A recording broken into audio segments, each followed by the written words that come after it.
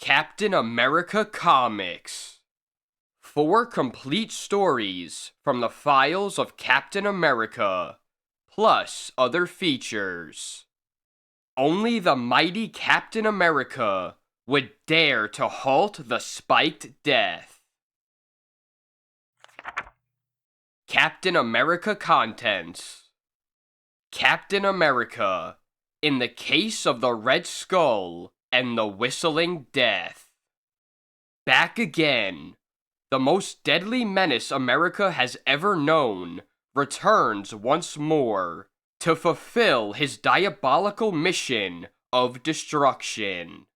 Follow Captain America and Bucky as they dare to probe into the secret of the Whistling Death and meet again their arch foe, the terrible Red Skull.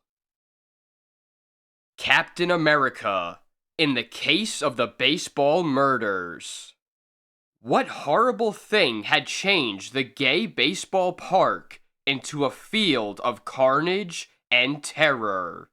Captain America and Bucky gambled their very lives to match wits with the fiendish bat upon the diamond of death. Captain America, in horror, plays the scales. Each time he played his hideous tune, he reached the scales of death. But would the eerie menace of his sinister violin be deadly enough to conquer the avenging Captain America and Bucky? Hurricane, master of speed, injustice laughs last. With the speed of a blazing comet, Hurricane zooms down upon a bunch of killers in a thrill-packed tale of lightning action. Also, meet the Master of Speed's new ally, Speedy Scriggles. Headline Hunter Foreign Correspondent in Dust of Destruction. It took Headline Hunter, two-fisted ace newspaperman, to unravel the riddle of the plague of death. But would his courage and strength be enough to overcome the horror at the farm of spies? Father Time, in the riddle of the dictaphone doom.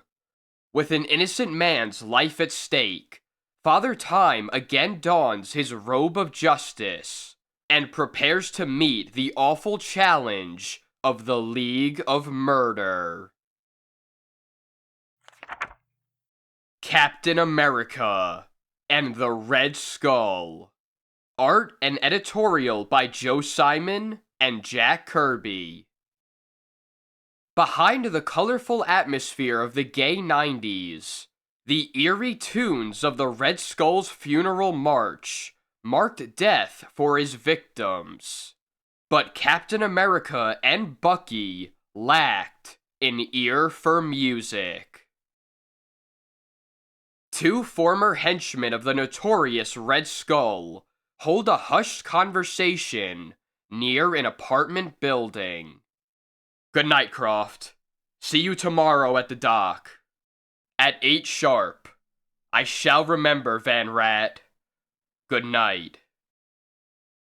Take it easy with the briefcase. It contains all our dough. That is, all the dough the Red Skull could get. I'll take good care of it, Van Rat.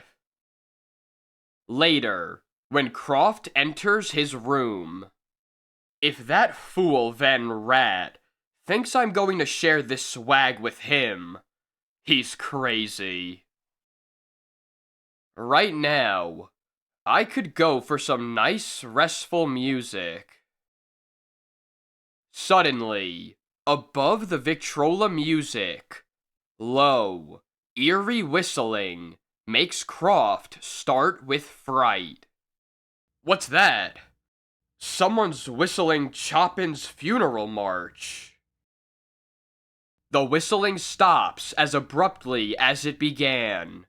Then, the deafening roar of an automatic booms through the room.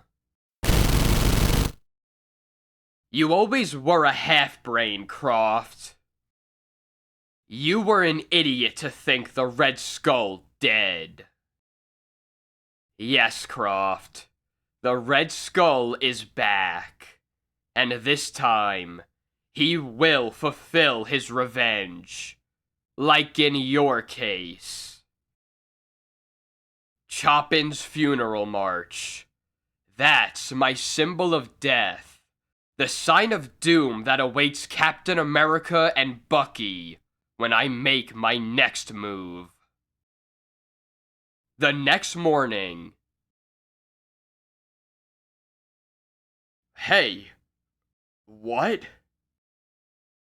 Herman Croft found murdered. Weird whistling only clue to slaying of former Red Skull henchmen. Neighbors identify whistling as Chopin's funeral march. What do you make of it, Steve? I just can't say as yet, Bucky. After all, the Red Skull was killed in the blast. Reaching Camp Lehigh, Steve and Bucky are approached by a strange individual. Attention, you two birds! What in the name of... Don't stare at me, you monkeys! I'm Sergeant Duffy. Do we have to hold up the camp show because you lugs are out loafing? Get over to rehearsal and help move scenery. Later, at the rehearsal, Private Rogers and Barnes reporting for... You two must be the extras I sent for. Take these costumes and fit them over there. Yes, sir, Bucky, my lad. This outfit was the rage in the gay 90s. This one must have been the outrage of those gay days. Why, it's Steve Rogers and Bucky. I see you boys have been given parts in the camp show. Well, you might say we were sort of pressed into service, Miss Ross. Yeah, they needed some extras, Betty. I'm the leading lady. Say, you look like naturals in those costumes. Let me introduce you both to Captain Craig. I'm sure he'll give you bigger parts. Holy catfish. We're getting deeper every minute. Prop Boys was bad enough. Then we became extras. Now we gotta act in this outfit? Ow. Bucky's right, Miss Ross. We're not actors. You see, this is no time for modesty, boys. Come along. Gosh, Betty, you can't do this. The trio approach Captain Craig, who is rehearsing the Camp Lehigh Orchestra. Let's try that chorus again, boys. 1, 2, 3. Before the first notes can be played, an ominous whistling fills the small auditorium. What the... Who's that whistling Chopin's funeral march? Ah! His baton still glowing strangely, Captain Craig crashes to the floor. Is he... Yes, he's dead. Psst. Bucky, let's go. I think it's time for Captain America to start finding out things. Meanwhile, a crowd has gathered about the scene of the tragedy. Hey, it's Captain America. One side, soldier. Where'd he come from? Captain America and Bucky reach Captain Craig's body after pushing through the crowd. Yep, he's dead all right. Look at this baton, Cap. It's got some strange red stuff on it. Why, this baton is coated with a fast-killing poison. Meanwhile, on an upper catwalk, A sinister figure watches the scene transpiring below. Captain America. He's just below. Now I'll get him. Bucky's keen senses, always alert to danger, cause the boy to look up. What the? Cap! Look out! Thanks, Bucky. You saved me quite a headache. Wow. That was close. Look. Someone's up there. Curses! I missed him. Like twin bolts of lightning, Captain America and Bucky streak into action. Hang on, Bucky. Up we go. After him, Bucky. Not so fast, mister. You have some explaining to do. Foolish brat. Take this.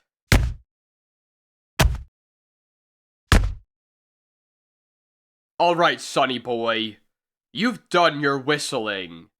Now start singing. Honest, governor, I ain't done nothing. I'm only a blinking stagehand, I am. Ask General King. He hired me. Have mercy, governor. A Britisher, eh? Well, I guess you may be telling the truth. Looks like I got the wrong party. Okay. Get up and go about your business. Come on, kid. It's back to play acting for us. And just when I thought the fun was starting. As Captain America and Bucky leave the scene, the Britisher undergoes a startling change. Blimey, governor. Ha ha ha. Looks like I fooled Captain America again. As the Red Skull stands in his place. Stupid idiots. They'll see more of me. And hear Chopin's funeral march whistled again. Agile as a cat, the Crime King stealthily works his way to the ground unseen. Sometime later, the Red Skull keeps a rendezvous with his thugs. Hello, boss. We've been waiting for ya. Then you can stop waiting and get to work. I've just left a dead captain back there, but he wasn't the last on my list. Tonight, we visit General King. Jeez, boss. That's sorta risky. Nothing's risky when I handle it. America's best military experts must be wiped out.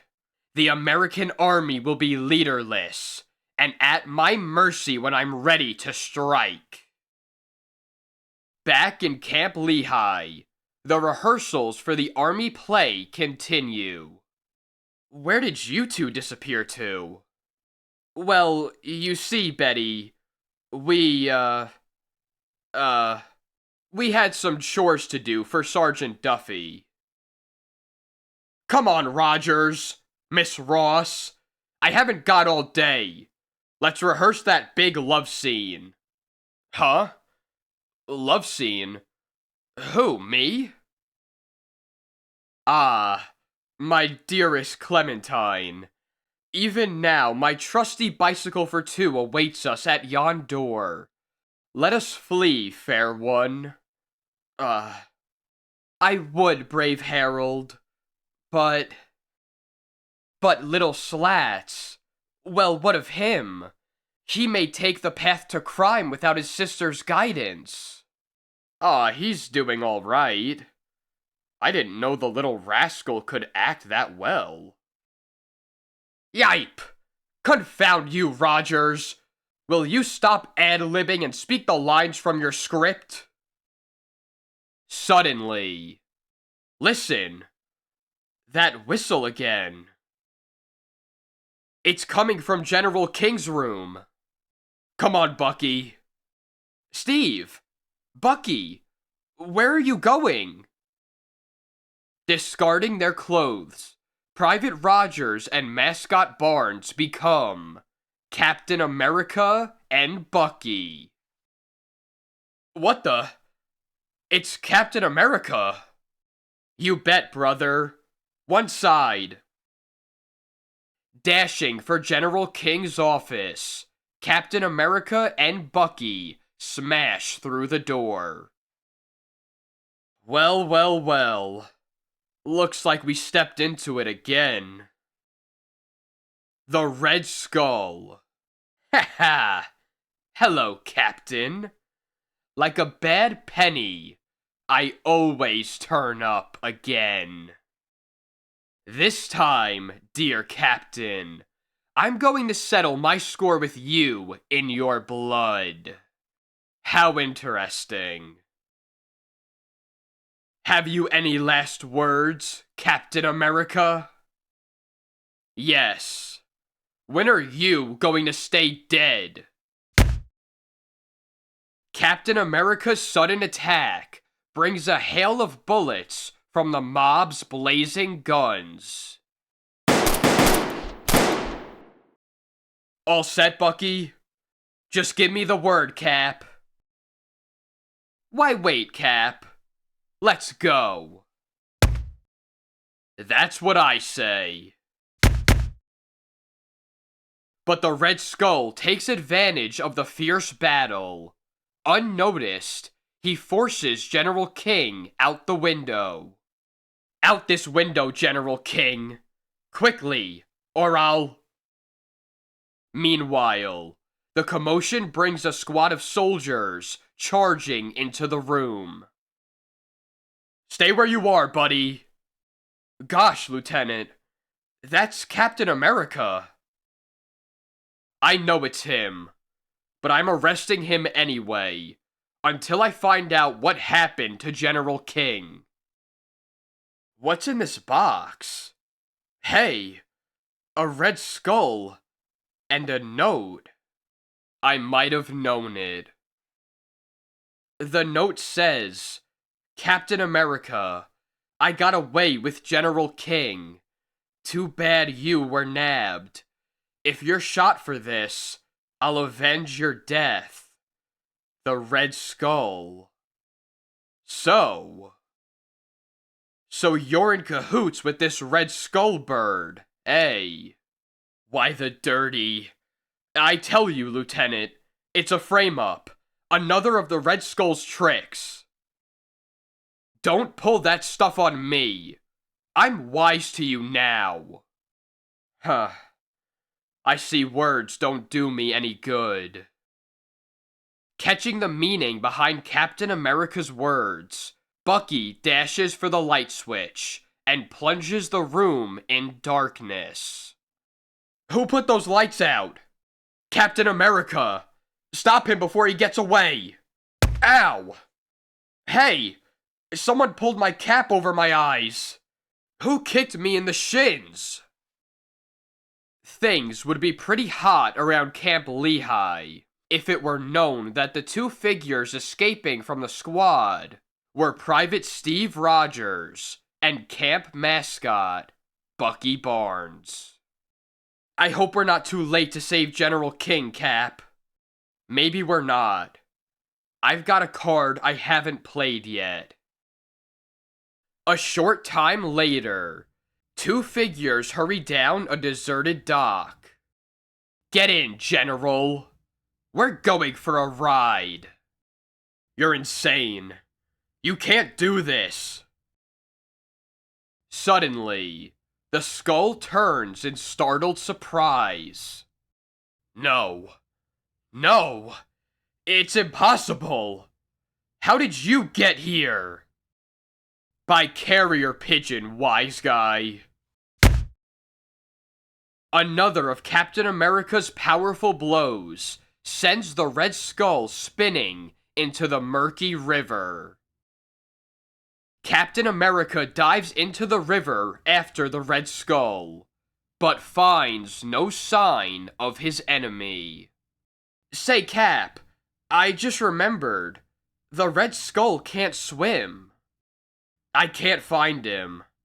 He must have drowned. Oh well. Good riddance. The world is better off without him. I guess you're right, Bucky. Now to get back to camp, General. I've got to straighten things out with some of your men. Leave that part to me, Captain. I'll be more than glad to clear your name. The next day, Betty Ross hails Steve Rogers and Bucky Barnes during the Army play rehearsals. Oh, Steve, did you see the wonderful news? Gosh, can you beat that? Captain America rescued General King and finished off the Red Skull. That certainly was neat work. He's marvelous. Gee, if I were only like him. If I... Quit dreaming, Barrymore. We're on. So long. We'll be seeing you next month, kids. Success is Captain America's for the present. But is the dreaded Red Skull really dead? Or will he return once more as a far greater menace than ever? Don't miss Captain America and Bucky in their exciting adventures next month. Play ball! Rings out the umpire's cry, but the game is with death.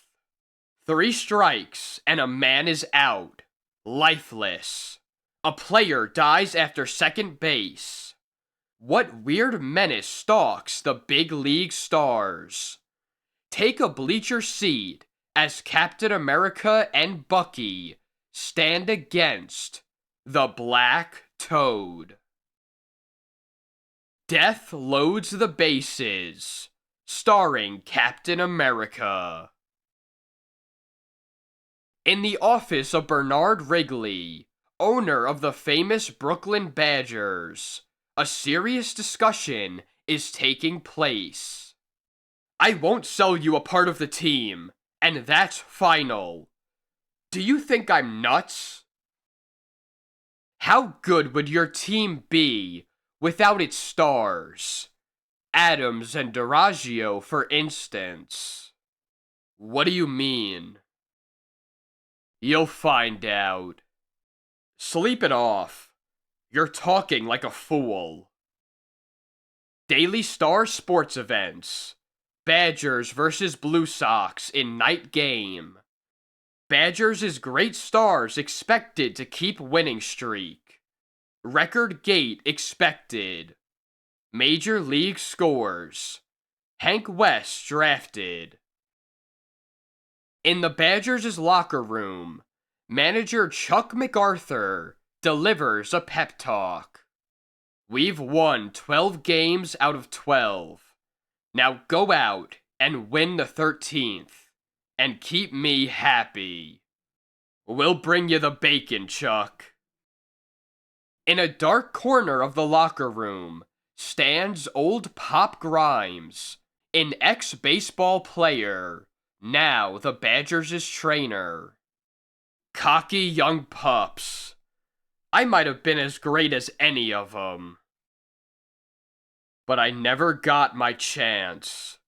I was accused of throwing a game for a pack of gamblers and barred from baseball. So I've spent these last years as a trainer, a water boy. But I'll get even. I'll get even somehow. Being ardent baseball fans, Private Steve Rogers and Bucky Barnes purchase grandstand seats. Here are our seats, Bucky. Boy, we're just in time to see the game start. It's a cinch for the Badgers. Oh yeah? Well, I've a hunch that the Blue Sox are gonna make this an unlucky 13th for the Badgers. 2 innings pass under the powerful arc lights, with both teams scoreless and Duraggio up at bat for the Badgers. "We want a homer! Sock it out of the park!" The pitcher winds up and tosses a fastball, which Duraggio swings at viciously. After Duraggio swings at the 3rd pitch, the umpire yells, "Strike 3, you're out." Suddenly, Duraggio shrieks and pitches forward on his face. "Ah!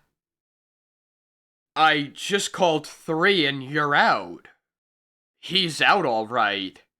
He's dead. Poor Joey.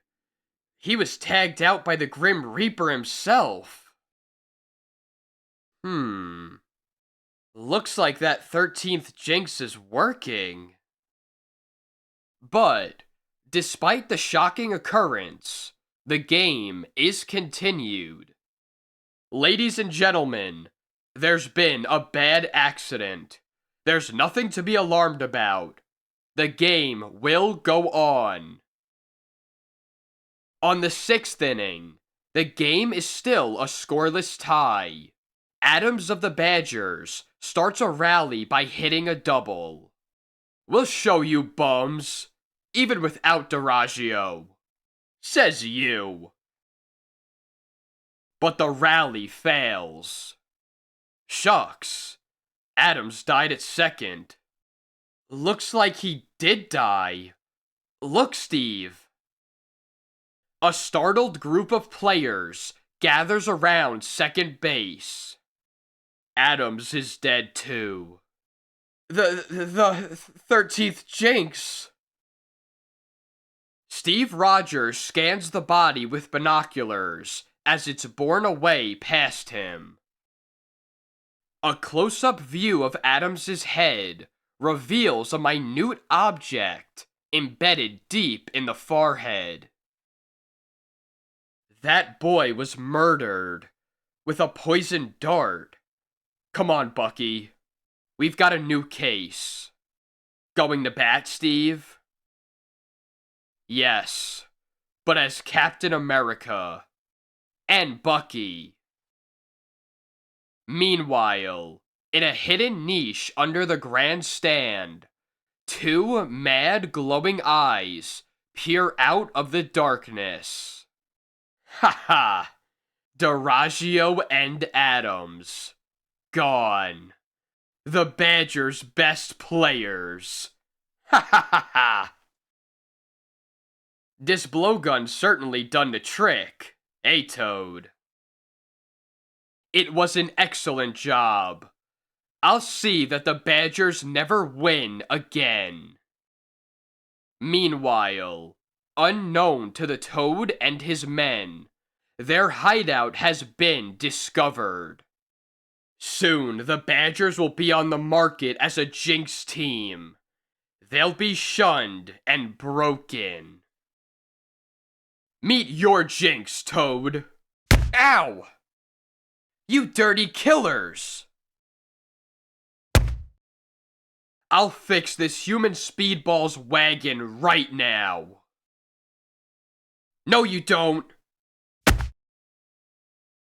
Without your gun, you couldn't lick a stamp. Suddenly. Ow! Take that, you fresh kid.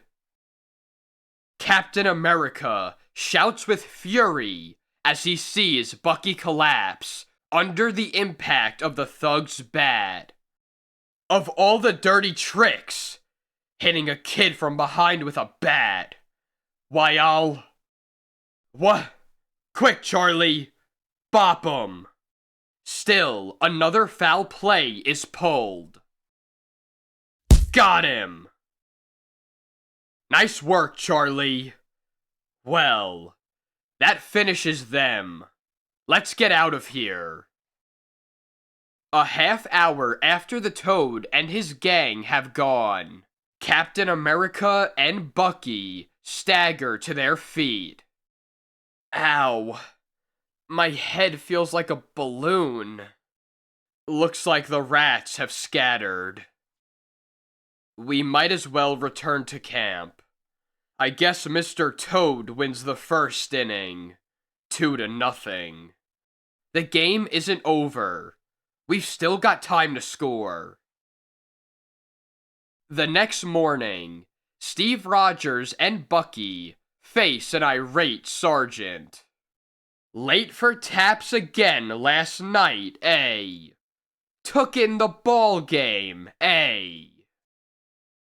Here, catch this, Rogers. Let's see what your batting average is on peeling spuds. And don't let me catch you loafing. That same evening, the daring pair once again slip away and head for the ballpark and the hiding place under the grandstands. The Toad may be back tonight for more murder. The police are stymied, so I guess Captain America will stay on the job. Hey Cap, listen to that argument going on in the Badgers' locker room. In the Badger locker room, owner Wrigley and the manager MacArthur face a protesting pitcher. You're our star pitcher, Bill. We need you out there. You won't be in danger. I've got cops covering every part of the field. I'd like to pitch for you, but I can't take any chances. Adams tried to carry on after DiRaggio was bumped off, and he got it too. And, well, I won't play third corpse for anyone. Suddenly, a startling figure enters with a startling offer. But how are we going to win without our star pitcher? I'll pitch for you, gentlemen. This is no gag. I'm Captain America. I'd like to replace Ricky on the mound. Captain America? Maybe he thinks he's gonna pitch horseshoes. By Ginger, I'll do it. I'll take a chance on a man without fear any day. But remember, we're all depending on you. Thanks for your trust. I've one more request. I want Bucky for my catcher. Why, he's just a mere child. Oh well. I'll go the whole hog. Heaven help me. It's a deal. Cap and Bucky quickly change into baseball uniforms over their costumes. Keep an eye out for the Toad, Bucky. This stunt may force his hand. I get it, Cap. If he guns for us, we can nab him. Meanwhile, outside, the expectant crowd hears a strange announcement. Ladies and gentlemen, 2 masked mystery stars will replace Ricky and Myers as pitcher and catcher for the Badgers. Play ball! The crucial game gets underway. Come on, Cap. Smoke 'em in. I'll kill this one. The first pitch steams in from Captain America's powerful form. I hope Bucky can hold on to it. What the? Yahoo! The crowd goes wild as Captain America's phenomenal pitching strikes out one batter after another. Strike 3. You're out. Yowee, what a pitcher. He's a wizard. In the second half of the 4th inning, Bucky clouts the ball for a single. That kid can hit. Come on, Cap. Send me home. Let him have it, Mike. This masked palooka looks like a cinch. The pitched ball comes sizzling in. Captain America steps in and swings. Holy cats! Wow. It's a homer. Look at that ball travel. He hit it out of the city limits. The Captain America Bucky battery continues chalking up home runs for the Brooklyn Badgers, leaving the Blue Sox far behind. I'll beat out this bunt and load the bases. The crowd roars as Bucky singles and loads the bases, bringing Captain America up at bat. The bleachers and grandstands become a bedlam of cheers. This guy's a sensation. He's news. The pitcher is thrown a new ball before winding up for the throw. Captain America watches the pitcher's windup closely. His sharp eyes scrutinize the ball. Suddenly, he drops his bat with a warning shout. "Don't throw that ball! It's a bomb!" Captain America's warning comes too late. The deadly sphere comes hurtling straight towards him. Holy mackerel. Captain America catches the missile of death and quickly throws it straight upward, where it explodes harmlessly above the stadium. The Toad. "Hey Bucky, let's go." I knew the rat would show his hand. Let's get him. The Toad leaps into the Badgers' dugout, with Captain America and Bucky in hot pursuit. "I've got you cornered, Toad." "That's what you think." Pulling down a master switch, the Toad plunges the entire ballpark into darkness. "Bucky, look out!" "Ow! I got him, Cap. He won't get away." "Let me go! You fools!" "I'm not the Toad. It's me, Wrigley." Suddenly, one of the scuffling figures strikes a match. Well, it is Wrigley. The Toad was masked. It could still be you. Ha! Don't be silly. Me, dressed like a toad? But I found out who does, because I'm out to get him myself. I didn't believe he'd stoop to murder to ruin my team. I'll tell you who he is. It's... Get him, Rocco. Ah! Before Captain America can move, Wrigley is cut down by the thug's blowgun.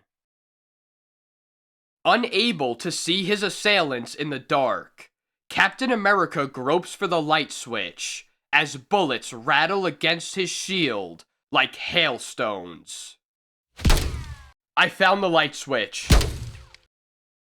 Captain America pulls down the switch and light floods the room. Holy mackerel. Stay behind me, Bucky. The light reveals the two crime fighters facing a battery that would melt the spine of the bravest ball player. Keep shooting, boys. Captain America can't ward off those bullets forever. They're trapped. Braving a hail of bullets, Bucky retrieves some baseballs lying in the corner of the room. Gosh, I hope this works, or else we're dead ducks. What's the brat up to? Get the kid, quick, before he... Ow! Oh! Ouch! What? Oh! Nice pitching, Bucky. 3 clean strikeouts, Cap. And now, let's get up to bat. Captain America and Bucky take the offensive against the rest of the Toad's oncoming thugs. Here's a single. And here's a double. Captain America scores a triple play. Hey Cap! There's a man stealing home! Recovering from Bucky's baseball pitch, the Toad streaks for freedom, pursued by the two crime fighters. Gangway! We're after a rat called the Toad. Reaching the stadium outside, the Toad climbs to the roof of the grandstands. The game's over, Mr. Toad. Now turn in your uniform. Well, I'll be. Yeah, it's me, Chuck MacArthur, the Badgers' manager. And I could have been the Badgers' owner if you hadn't put your 2 cents in. I built up the Badgers myself, the best team in the league. I wanted a share in their profits. Wrigley wouldn't sell out to me, so I planned to kill the team's best players and make it worthless. A jinx.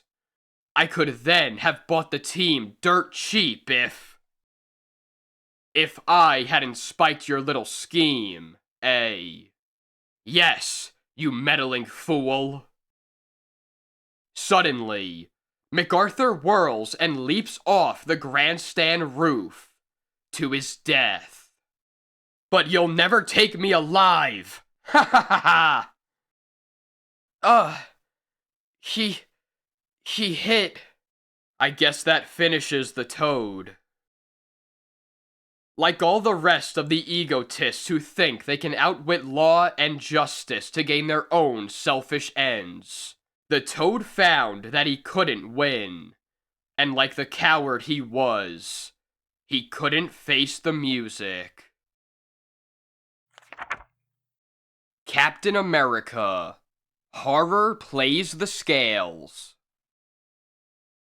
Each night he played a melody of death.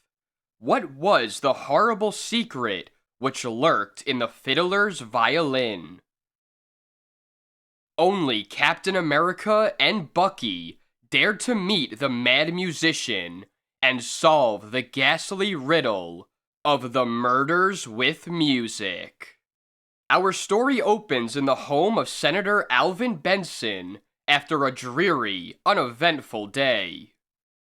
Ho-hum. The end of another tiring day. I wonder if there's anything good on the radio before I turn in. That's strange. I can only get station WLM. The other station waves are silent. Meanwhile, watching eyes gleam evilly. You'll soon find out why, Senator. Ha ha ha.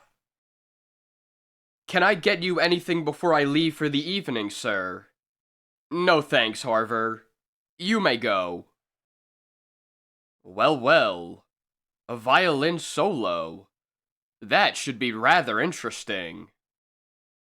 Why, this is amazing. I've never heard such notes before. They're strange, sinister notes.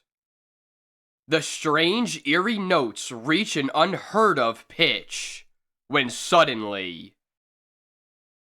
Flash! We have just received news of a horrible tragedy. Senator Benson was killed this evening when a mysterious blast demolished an entire wing of his home. In Camp Lehigh, Steve Rogers and Bucky Barnes listen to the news bulletin. It will be remembered that Senator Benson was a strong supporter to all-out aid to Britain and a violent Nazi hater. The senator's death smacks of fifth column work to me, Steve. I've a hunch you're right, Bucky. Later that night, Two silent figures blend with the shadows outside the late senator's house. You, Harver, were the last person to see Senator Benson alive. Yes, Inspector Grimes, but I saw nothing suspicious. Poor Senator Benson was listening to the radio when he dismissed me. And you say you were in another wing of the house when the explosion happened? Yes, sir. I was looking for a certain room in the east wing when the blast shook the house. I'm a new butler here. The senator only hired me yesterday. Then, as the police leave, come on, boys. The butler's no help. The butler quickly stoops and rummages among the scattered debris until he finds something where the senator's radio had stood. Ah, here is a fragment of it. A fragment of what? Let me see. Maybe this will cure your curiosity. Wise guy, eh? Okay, kid. I'll handle him. Now, Bud, are you going to give me that piece of glass?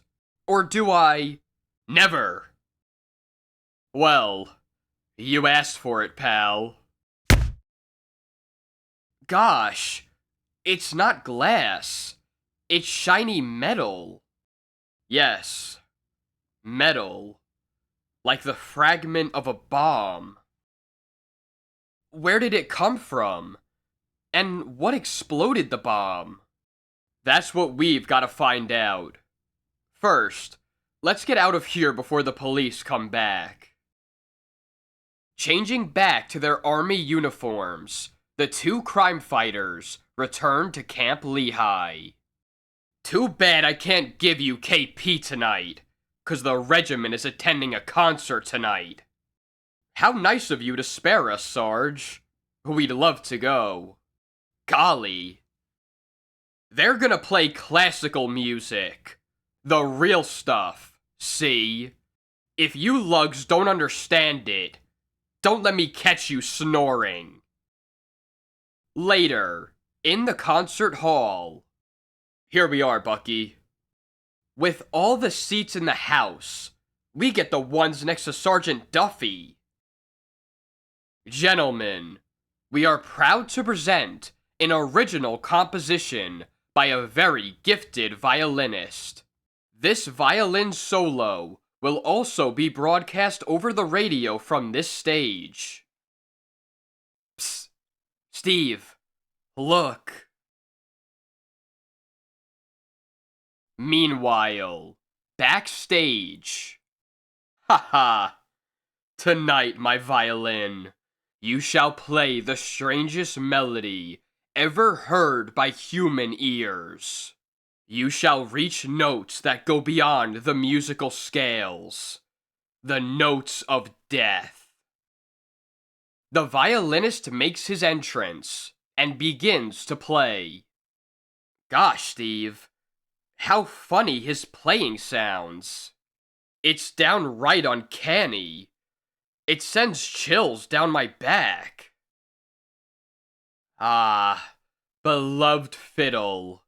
See the hypnotized look in the sea of faces below us. If the poor fools only knew what we know, eh, fiddle? Suddenly, the violin notes reach a weird, unheard of pitch, which penetrates the ear and probes at the brain with subtle, torturing tentacles. As the maddening music climbs to its shrillest peak, the fiddler stops. The concert is over. The audience seems to awaken as if from a deep trance. They remember nothing, except that they feel the effects of a severe emotional strain. I feel as though I've been through a nightmare, Steve. Gosh, he went beyond the highest notes of the musical scale. There was something unnatural about that fiddler. Something strange and uncanny. Hmm. Oh well. Let's go, kid. As Steve and Bucky leave the theater. Luxury! Read all about it! Senator blown up in blast! Purchasing a paper, Steve is horrified by the gruesome news. Senator Lee dies in mystery blast. Second anti-Nazi senator perishes in explosion. Nation shocked at his death. Police are baffled by death. Senator Lee, new victim of mystery blast. Scene of disaster. Come on, Bucky. We'll walk over to Senator Lee's home. It's near here. Gee, Steve. He was the swell fella who invited us to his party last month. Remember? We knew Senator Lee, and would like to pay our respects. Say, you're new here, aren't you? I'm sorry, but there are no visitors allowed today. Bucky, I've got a theory about those blasts. You go back to camp. I'll see you there later. Okay, Steve.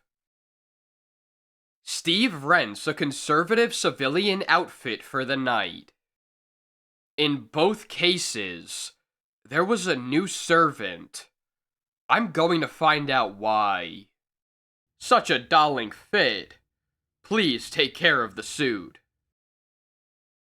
In smartly dressed civilian clothes, Steve applies for a butler's job at the Domestic Employment Agency. I'd like to register for a butler's job. I'm sorry. There are no jobs open at present. Why not come back a month from now? How do you do, sir? Are there any butler jobs open? Yes. Go to 135 Raven Street. Tell them our agency recommended you. So my hunch was right.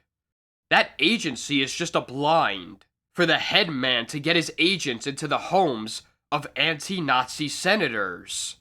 135 Raven Street is the address of Senator Shores. Split seconds later, the transformation of Steve Rogers into Captain America is complete. But who is the head man? Those explosions, how does he cause them? This is a job for Captain America. That night, at Camp Lehigh. Gosh, Cap, where have you been? I was worried. No time to explain now. Listen carefully. There's another concert in town tonight. I want you to go there, and keep your eyes on the fiddler. Don't let him out of your sight.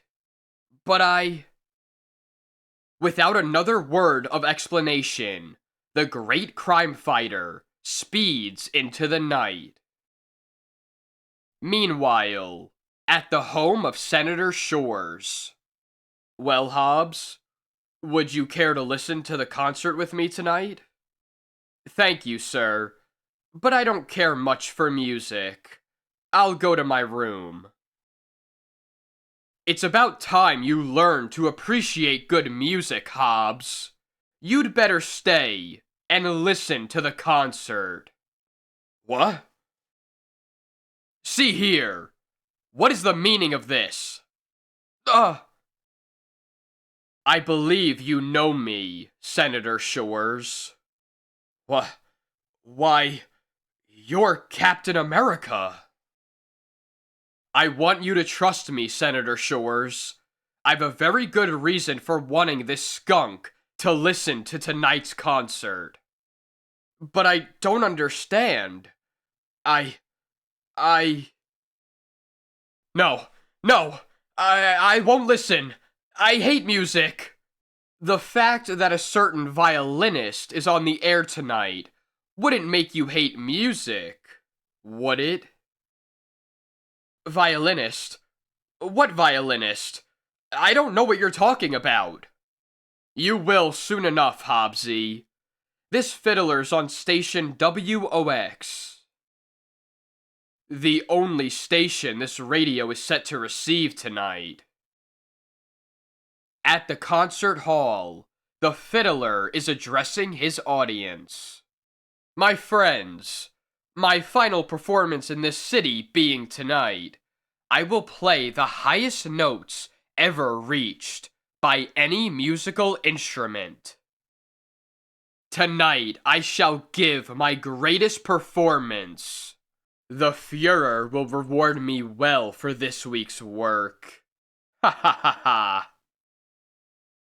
Gosh, I sure wish Cap was here.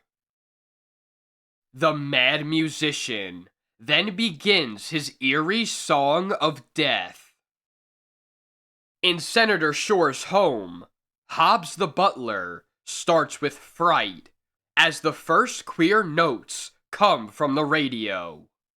No! No! Sit down, rat. Senator Shores listens with amazement. My, what weird music. The music grows louder. Turn it off! Turn it off before we're blown to bits? Is that what you mean, Hobbs? Is that what you mean? Is it? Is it? Yes! Yes! Only turn it off. I'll turn it off as soon as you tell me who's behind all these blasts. It's the fiddler! His high note will kill us! Suddenly, Captain America turns off the radio. No, it won't, Hobbs. You see, I removed this gadget you planted in the radio this evening. It's sensitive to sound vibrations. Especially to a sound vibration of an extremely high pitch, which would have ignited its mechanism and caused it to explode. Why, you tricked me into confessing! Lord, I still can't believe it. I suggest you phone the FBI, Senator. I'm through with him. Meanwhile, after the concert, Bucky trails the fiddler backstage to his dressing room. But the fiddler, who has noticed Bucky's movements on the way to the dressing room, waits for the boy behind the door. So, my lad, you would spy on the fiddler. No doubt you found out about my melody of death. Well, you shall not live to tell of your discovery. And I will play for you. For you are my guest, and I always entertain my guests. The high notes I will reach in my song will drive you raving mad before they shatter your eardrums and leave you lifeless. The fiddler begins his song of doom. Why do you sit and stare? Why don't you scream? I shall go higher, higher, higher, higher. Suddenly, a powerful body crashes through the door. In time to see the mad musician collapse in a heap on the floor. Ah! Well, I'll be. No punishment could be more just. The rat was killed by his own mad music. Gosh, Cap, it happened just like you said it would. It's good I put cotton in my ears like you told me to. Back again in Camp Lehigh, Steve Rogers and Bucky are approached by Sergeant Duffy. Say, Sarge, I heard Bucky won the camp raffle. Yeah. What's the prize, Sarge? Why, the kid wins a brand new violin. Now what in blazes could I have said? Hurricane, master of speed.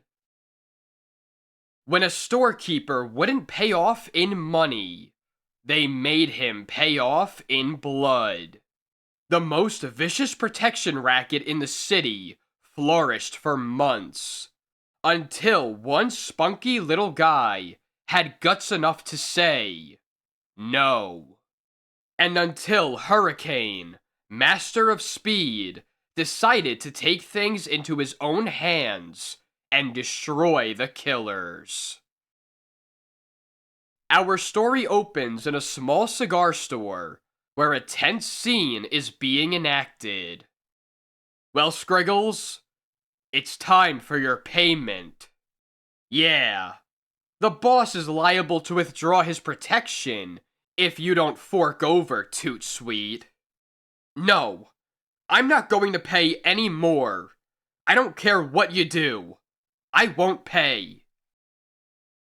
Well, well. So Scriggles won't pay, eh? Maybe we can make this shrimp change his mind. The little storekeeper bravely faces the thugs. Make me change my mind? Go ahead. Start something. So I'm a shrimp, am I? Come on. Start something. You fool. Take this. Give it to 'em good, Mike. Their terrible mission performed, the gangsters take their leave. We'll be back this afternoon, wise guy. And you better have the dough waiting. I'll get even someday.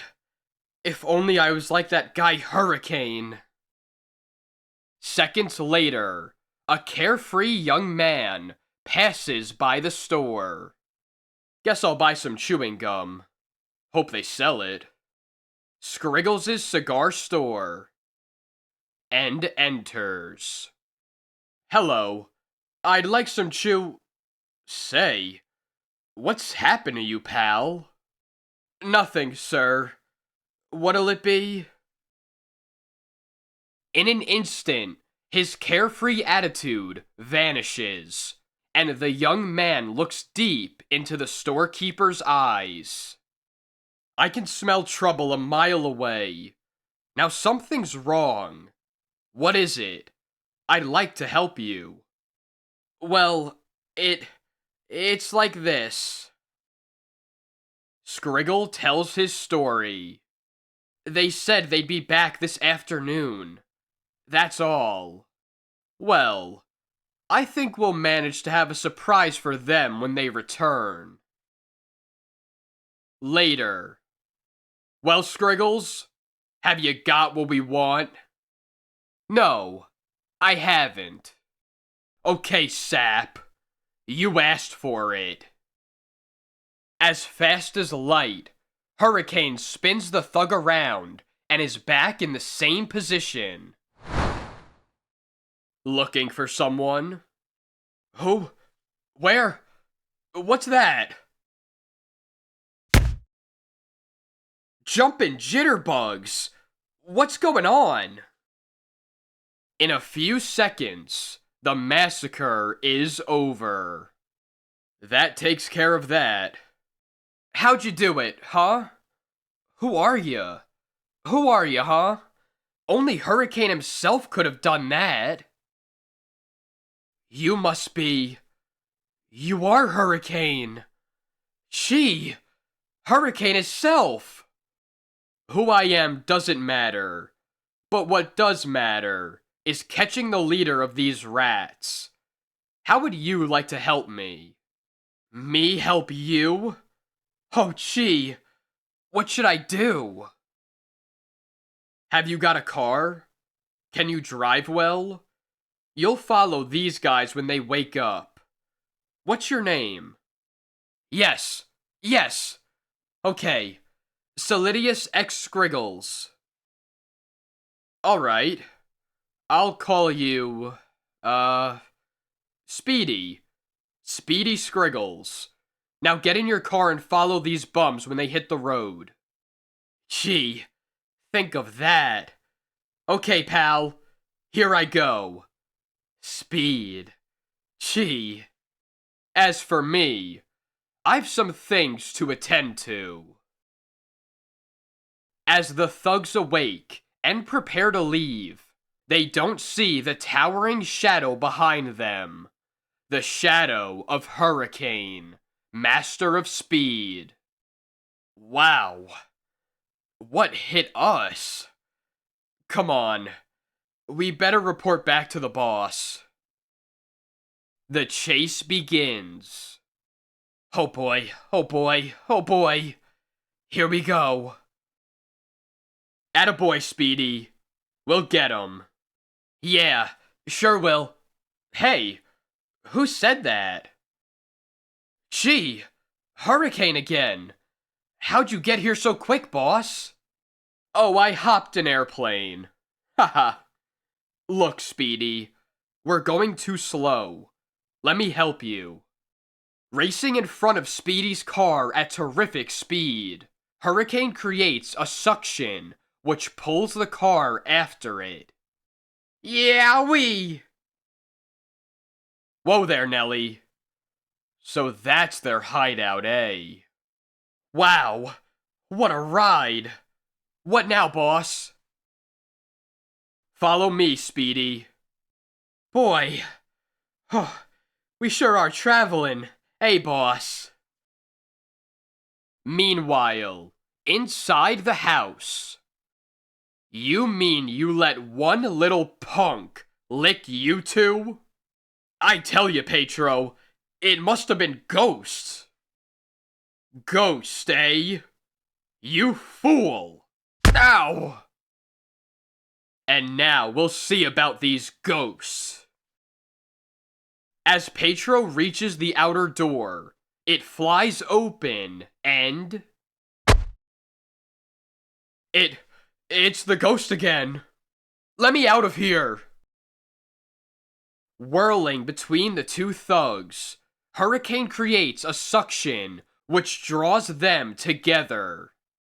Hey, I'm being pulled in. Me too. It's like a big magnet.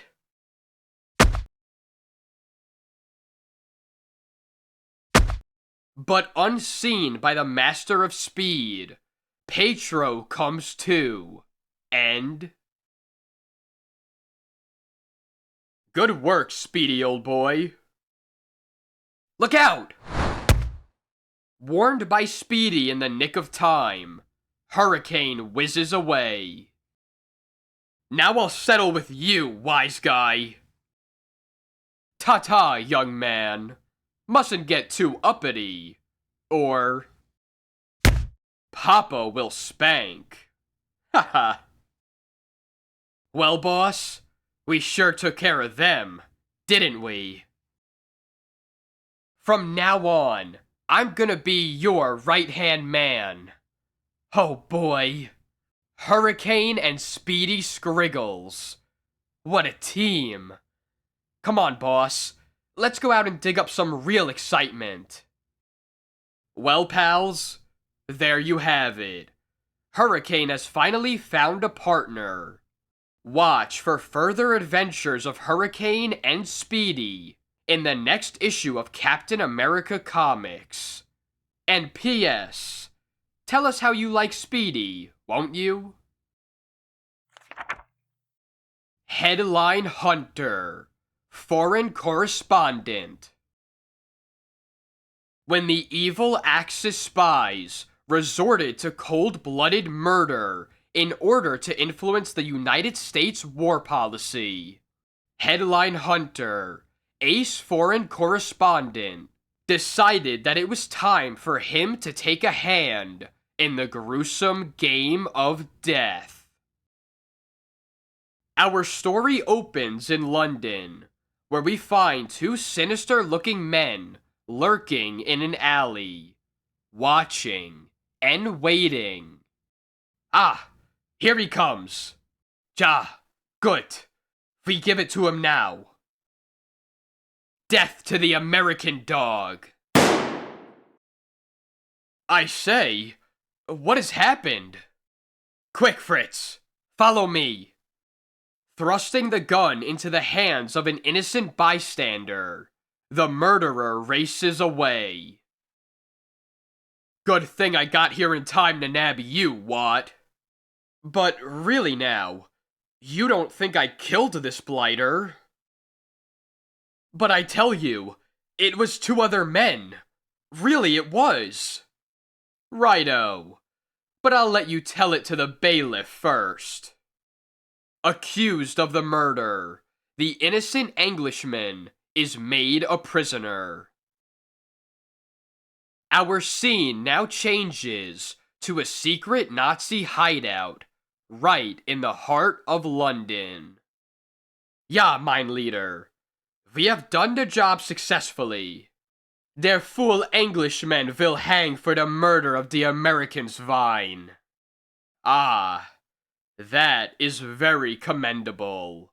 Very. The deceased American was one of Hollywood's best-loved stars. His murder by an Englishman will anger Americans against England and make them refuse to aid the Allies for the rest of the war. Ah, yes. The Führer will reward us greatly for this night's work. Let us turn now to the office of the London Star, where we find headline Hunter and his editor. But I tell you, I don't believe Reginald had anything to do with the murder. But why, headline? Why? He was found holding the gun. He had no alibi. Because he didn't have a motive. That's why. And I'm going to prove he's innocent.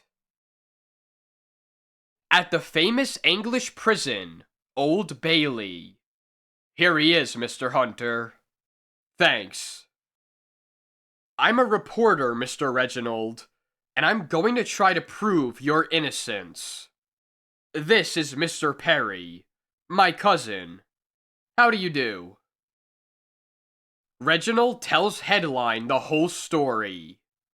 And you say that two men forced the gun into your hand and ran away. That's right.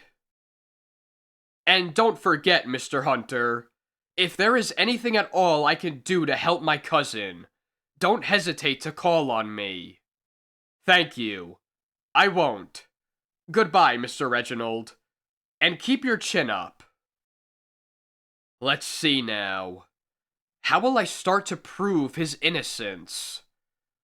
Gosh, I don't even know how to start. But unseen by the news hunter. Ah, there is their Yankees fine. Their leader says that he is getting too snoopy. We can attend to that, I guess. Quick, we'll take him to the river. Yeah, it will be the end for him now. Ha ha. Ah, their leader never forgets a thing. 9. He is really a genius, whoever he is. Into the river mit him. Yeah. If they discover that I'm conscious, they're apt to shoot me right now. I'd better play dead for a while. Und dat finishes dat. Und now we report to their leader. Ja, he will be very pleased. But unseen by the two Nazis, their car takes on a third passenger. And soon reaches the Nazis' hideout. Aha! There's the guy I'm really after. We have carried out your orders to the letter, mein Herr. That is very commendable. The Führer will be exceptionally pleased. Suddenly, a fighting mad American breaks in. Headline Hunter on the rampage. Mein Gott, a ghost! And now, you rats, I've got some presents for your Führer. The valiant reporter's fists are like twin tornadoes. Here's a 1-2. Whoa! You've got to stay for our little party. Now I'll find out what goes on under this baby's blanket. Perry? Reginald's cousin? Curse you! If not for you. If not for me, you would have received a rich reward from the Nazis. Not to mention inheriting all of your cousin's wealth when he was hanged. But I guess that where you're going, money won't matter very much now. Father Time in Race Against Doom. When he saw an innocent man being framed by heartless killers, a never-dying hatred flared up in the heart of Larry Scott. A hatred for crime and evil, which made him don his white robes of justice and play the role of Father Time, crime fighter. Larry Scott is sitting in his study, listening to a radio report. Hal Saxon, accused of murdering the crew of the Southern Princess, is on trial today. Why, I know Hal. He's not a criminal. I suspect a frame-up. At the trial, Larry Scott listens to the prosecution's most damaging testimony. Members of the jury, you will now hear Saxon's own confession, in his own words, as recorded by a dictaphone which some unknown placed in Saxon's house and later sent to me. The dictaphone plays back what seems to be a grim confession. I boarded the Southern Princess with a submachine gun, shot the officers and crew, stole the cargo, and later buried it. Did you say that? Yes, but what? We've heard your confession. You're guilty and you know it. To Larry Scott, the evidence sounds too perfect to be true. I'm convinced that someone is framing Hal. I've gotta help him. That night, Saxon receives a caller. Now tell me the whole story, Hal. Well, Larry, I was a sailor on the Southern Princess. Then I quit. A week later, a man who called himself a detective questioned me about the ship sinking. I told him about the men plotting against me. Someone started a smear campaign about me, saying I boarded the Southern Princess with a submachine gun, shot the officers and crew, stole the cargo, and later buried it. Don't worry, buddy. They'll listen to your story. And how. Ha ha ha. The detective was one of the several crooks who planted a dictaphone in my shack. You'll hang for what you said, pal, when the DA hears our version of this dictaphone record. Ha ha! Then, someone sent the dictaphone record to the district attorney, with everything cut but the second half of my sentence. I boarded the Southern Princess with a submachine gun. Hal finishes his story. So I guess my goose is cooked. My story sounds so fantastic that the district attorney won't believe me. Don't worry. I'll help you. Somehow. Over a late dinner, Larry gives the case deep thought. Saxon hasn't a chance in the trial. The only way to save him is to find the guilty parties. At the next table, a drunken juror provides another clue. The drinks are on me, boys. Boys, never knew there was so much money till I got on the Saxon jury. I might have guessed as much. Someone bribed the jury. Larry Scott loses his temper. It's your kind that keep crime active. The clue. Gold coins, eh? Why, the edges aren't milled right. It's counterfeit. Could the gold from the Southern Princess be? The DA's office. Here's a clue to your real murderer. The counterfeiters who made these coins. Fantastic. What proof have you? Larry launches his own investigation. I'll get proof. I'll trace this phony money all over town. Stopping at the local bank, he poses as an inspector. I'm the state inspector. Suppose we begin with the vaults. Why, certainly. These gold coins were just shipped in from a government mint. It's phony too. All of it. I wonder. That night, Larry watches the bank. That's a gangster car if ever I saw one. And the bank president got in.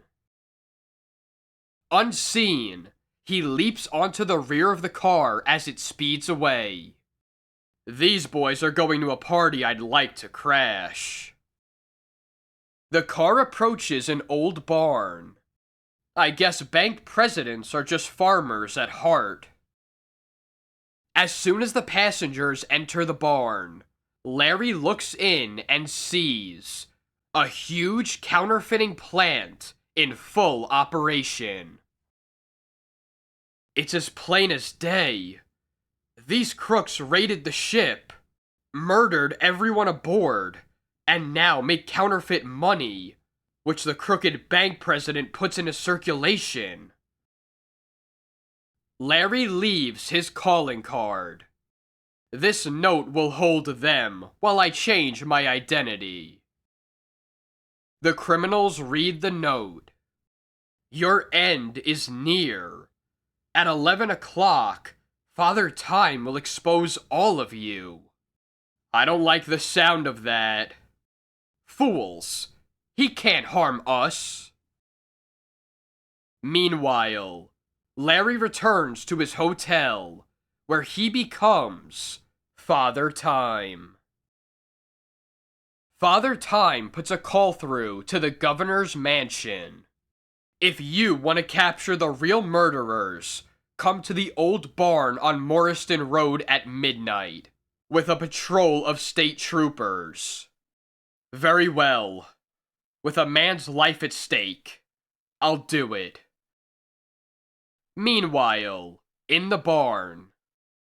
Gee, boss. It's 5 minutes to 11. Don't you think we'd better scram out of here until tomorrow night? That's right, Joe. I don't like this. Fools! We won't let a mere note scare us out of all this gold. As the clock in the nearby belfry strikes 11, Father Time appears and keeps his promise by taking photographic evidence. Ghost, I'm getting out of here. It is Father Time. Acting swiftly to cut off retreat, Father Time strikes terror into the evildoers' hearts. There is no escape. You are doomed, one and all. With one last warning, he leaves them to the mercy of the maddening stillness of the night and the relentless ticking off of numbered seconds. If a confession is not made within the next hour, at midnight, my scythe will sweep this barn clean. Father Time speeds to the DA's office with the picture. This photo doesn't mean anything. This proves it. You're a member of the gang yourself. Father Time goes into action. Tucking the dictaphone into his bag, he disappears with the unconscious district attorney. I'm going to borrow you and your little recording apparatus, Sleeping Beauty. As the village clock tolls 11:30. A bad case of jitters sweeps through the counterfeiter's hideout. Come back here, you yellow rats! Father Time will be here in a half hour. I'm getting out of here. Me too. Suddenly. Yo! Help! He'll cut us in two! There is no escape from a guilty conscience. Your doom is sealed as the seconds tick. Squander them as you will. The sands of time measure your approaching disaster. Who's that behind that ghost? It looks like the DA. Whoever he is, he has a great act, boys, but you're not falling for it. Propping up the unconscious district attorney, whom he has made luminescent with phosphorus compound, Father Time speaks for him in a hollow, ghost-like voice. I talked, but too late. Yeah, I'll talk. Just then, the first toll of midnight sounds. The cool nerve of the bank president snaps. I'll talk. I'll talk. I'll talk. I'll tell you everything I did. As the district attorney comes to, Father Time quickly sets up the dictaphone to record the confession. What? Where am I? Haha, you'll soon find out. The state troopers arrive. Surround 'em, men.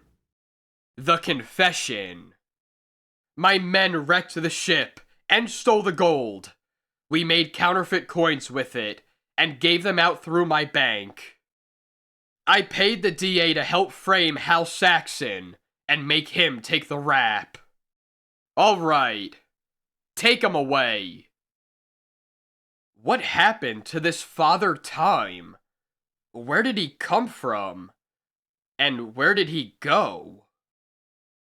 Next day, Hal Saxon is congratulated by the new district attorney appointed by the governor. And Larry Scott leaves Morristown as inconspicuously as he arrived. I must hurry home. The relentless tolling of fleeting seconds may be endangering still another innocent soul.